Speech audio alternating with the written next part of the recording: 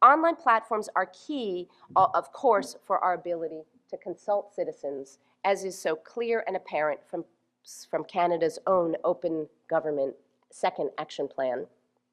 But it's these new tools, like liquid feedback, like liquid democracy, like Democracy OS, like discourse, which are making these new civic technologies, most of them open source, many of them free, that will make it possible for government to work with citizens in new ways, for government to be able not only to put its data out there, but importantly, and I want to emphasize this point, to inventory what data it has so that we can identify what data sets we should focus on visualizing, what data sets we should focus on using in order to serve our highest priorities.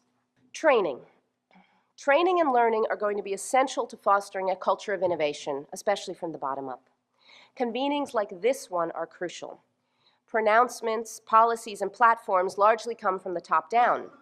Even things like fellowship programs, which bring in one or two people into an agency, while they're admirable, cannot bring change to the larger culture, cannot bring innovation to the larger culture of bureaucracy.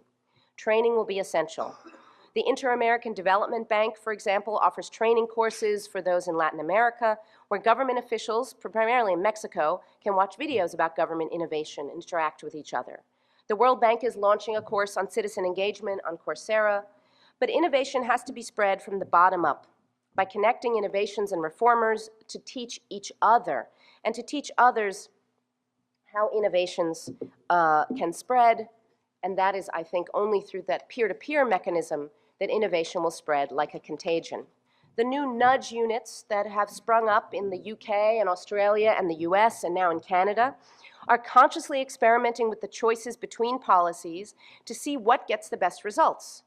But we need to couple evidence of it with experimentation so that we can accelerate our progress toward demonstrating what works and when. It's one thing to claim that citizen engagement is the right thing to do, that it's democratically the legitimate thing, or that it's the moral thing to do. But we need to understand with evidence when to use citizen participation, at what stage of decision making, with which platforms, and with which audiences does it produce the best results.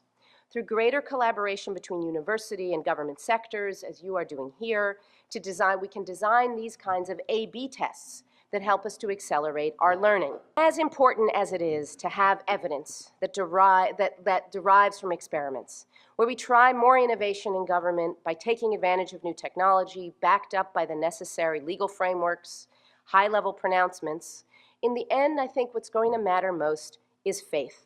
Faith as much as evidence. The belief that we can design better, more effective, more legitimate, and more democratic ways of governing that will keep us moving forward. I was moved on this point by a poem that I've read by your own poet, Charles Roberts, where he wrote in The Unknown City, "This is that city, babe, and seer divined, with pure believing mind. This is the home of unachieved emprise. Hear, hear the visioned eyes of them that dream, past any power to do, wake to the dream come true."